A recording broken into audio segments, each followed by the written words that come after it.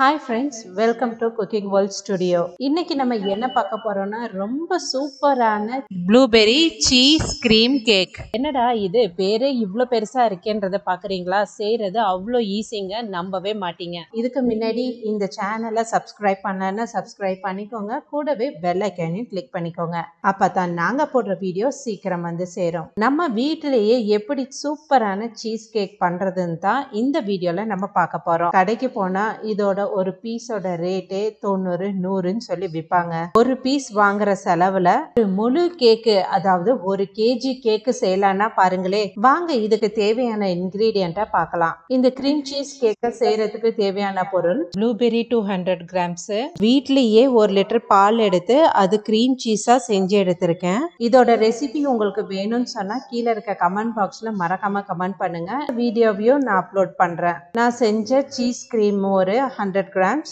Gelatin வந்து 4 spoon 2 கப்ல தனித்தனியா எடுத்திருக்கேன். 2 ஓரியோ பிஸ்கெட், கண்டென்ஸ் மில்க் கொஞ்சம், பவுடர் சுகர் ஒரு 50 கிராம்ஸ், பட்டர் மெல்ட் பண்ணிட்டு 20 கிராம்ஸ் எடுத்திருக்கேன். கிரீம் ஒரு 500 ml எடுத்திருக்கேன். வெனிலா எசன்ஸ் ஒரு 4-5 டிராப். முதல்ல தண்ணி சூடு பண்ணிட்டு ஜெலட்டின் வந்து 2 கப்ல வச்சிருப்போம், 4 ஸ்பூன் போட்டுட்டு அதுல கொஞ்சமா தண்ணி ஊத்தி அந்த ஜெலட்டின் கரையிற வரையும் கொஞ்சம் மிக்ஸ் பண்ணிட்டு சைட்ல எடுத்து வைக்க போறோம். 2 கப்லையும் தண்ணி ஊத்திட்டு மிக்ஸ் பண்ணி சைட்ல வச்சிருக்கோம். இப்போ அந்த ஓரியோ பிஸ்கெட் எடுத்துட்டு அதை மிக்சர்ல போட்டுட்டு கிரைண்ட் பண்ணி பவுடரா எடுத்துக்க போறோம். இந்த கேக்குக்கு இதுதான் பேஸா இருக்க போகுது.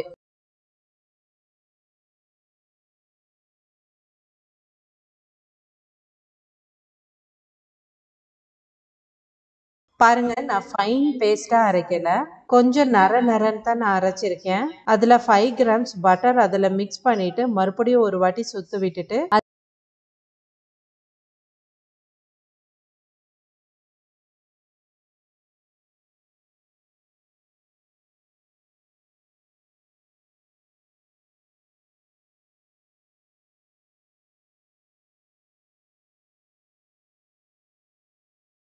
அதை எடுத்துட்டு எந்த மோல்ட்ல நம்ம யூஸ் பண்ண போறோமோ அதுல பேஸா நம்ம கிரியேட் பண்ணிக்கலாம். பவுடர் பண்ண அந்த பிஸ்கெட்டை அந்த மோல்ட்ல கொட்டிட்டு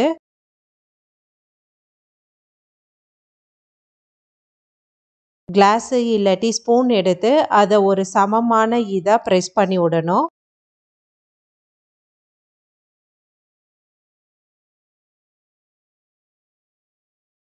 அதை எடுத்துட்டு போயிட்டு ஃப்ரீசர்ல வச்சிடணும். அதுக்கப்புறமா வீட்லேயே செஞ்ச சீஸ் கிரீம் 300 கிராம்ஸை செப்பரேட்டாக ஒரு பவுலில் ட்ரான்ஸ்ஃபர் பண்ணிட்டு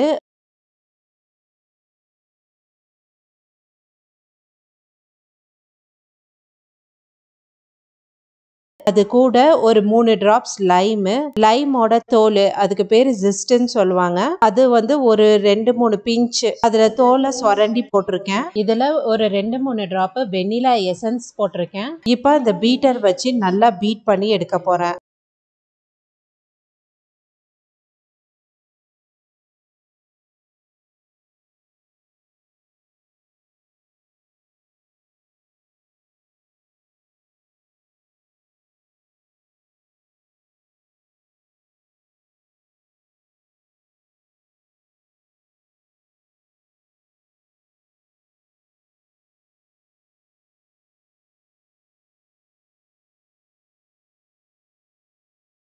நான் எடுத்திருக்க கிரீமையும் பவுடர் சுகரையும் ரெண்டும் மிக்ஸ் பண்ணிட்டு திரும்பவும் பீட் பண்ணி எடுத்துக்க போறேன்.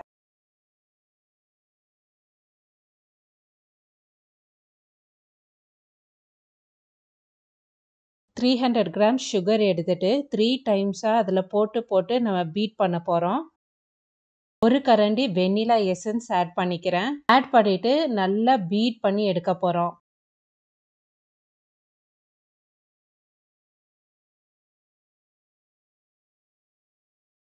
த்ரீ 300 கிராம் சுகர் எடுத்துட்டு 3 டைம்ஸா அதில் போட்டு நம்ம பீட் பண்ண போகிறோம்.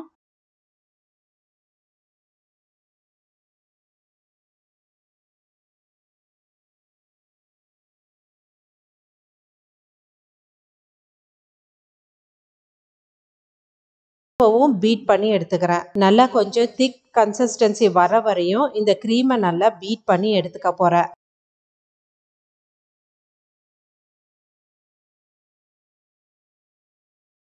வீட்ல செஞ்சு வச்சிருந்த க்ரீம் சீஸை எடுத்து இந்த க்ரீம்ல மிக்ஸ் பண்ணிட்டு நல்லா பீட் பண்ணி எடுத்துக்க போறோம்.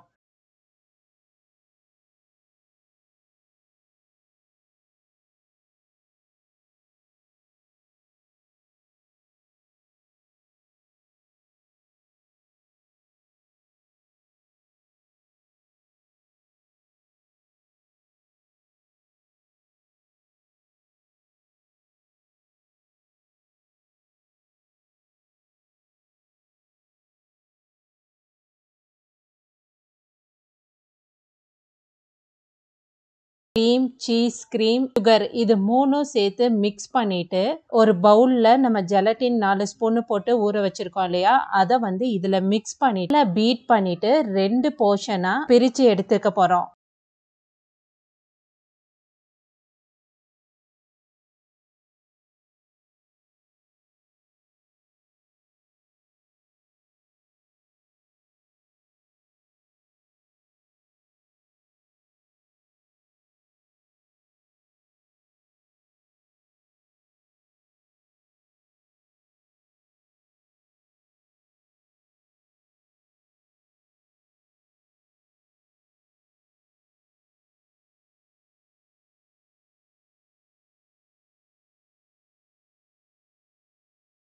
ரெண்டு பகுதியா பிரிச்சதுக்கு அப்புறமா ஒரு கனமான பாத்திரத்துல ப்ளூபெர்ரி, கொஞ்சம் தண்ணி, ஒரு 3 ஸ்பூன் சுகர் இது எல்லாத்தையும் ஆட் பண்ணிட்டு நல்லா கொதிக்க வச்சு ஒரு சிரப்பா நம்ம எடுத்துக்க போறோம்.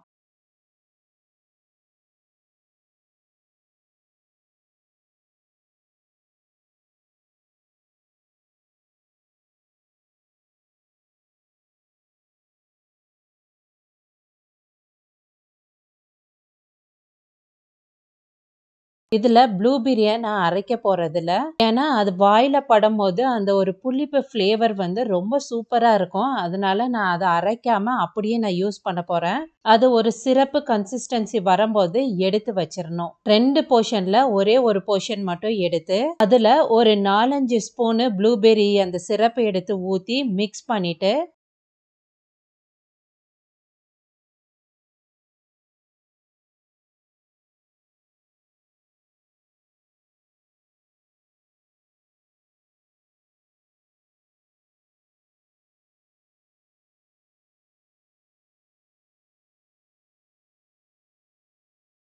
ஏற்கனவே ஒரு மோல்ட்ல நம்ம பிஸ்கெட் அமுத்தி ஃப்ரீசர்ல செட் பண்ணி வச்சிருக்கோம் இல்லையா, அந்த மோல்டு எடுத்துட்டு இந்த க்ரீம் அதுல ஊத்தி ஒரு 2 ஹவர் ஃப்ரீசர்ல செட் பண்ண போறோம்.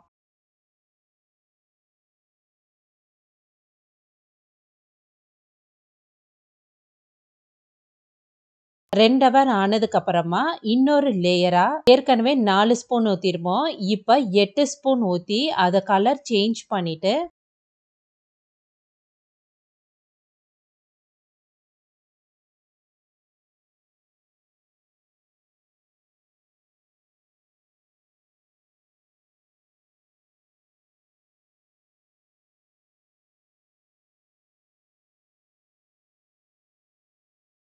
மறுபடியும் அதே மோல்ட்ல இத ஊத்தி ஃப்ரீசர்ல செட் பண்ண போறோம். செட் பண்ணி எடுத்ததுக்கு அப்புறமா ஏற்கனவே நான் சிரப் ரெடி பண்ணி வச்சிருக்கேன். அதுல ஜெலட்டினோட 2வது பகுதியை இந்த ப்ளூபெர்ரி சிரப்ல ஊத்தி நல்லா கொதிக்க வச்சு எடுத்துக்க போறேன்.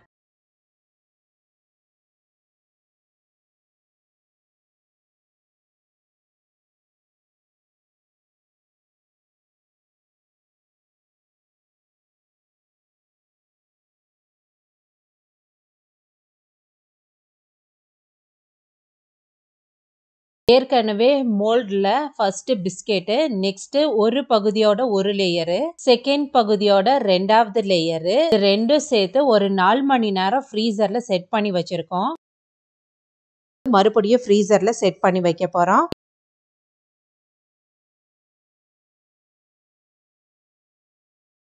மறுபடியும் அந்த மோல்டை எடுத்துட்டு வந்து இந்த ப்ளூபெர்ரி சிரப்பு எதுவுமே கிரீம் சேர்க்காம அது மேல ஃபர்ஸ்ட் லேயரா நான் ஊத்த போறேன். ஊத்தும் போதே உங்களுக்கே தெரியும் ரொம்ப டார்க்கா இருக்கும். பார்க்கும் போது ஒரு 3 லேயர் கேக் மாதிரி இதுல வரும். ரொம்ப சூப்பரா இருக்குங்க. நீங்களும் வீட்ல இத மறக்காம ட்ரை பண்ணி பாருங்க. அவ்வளோ டேஸ்டியா இருந்துச்சு. இதோ பாருங்க, அட்டகாசமான ஒரு டெலிஷியஸான அவ்வளோ டேஸ்டியான ப்ளூபெர்ரி சீஸ் கேக் ரெடி ஆயிருச்சு. எவ்வளோ சீக்கிரமா சிம்பிளா வீட்லயே செய்யலான்றத இப்ப பாருங்க.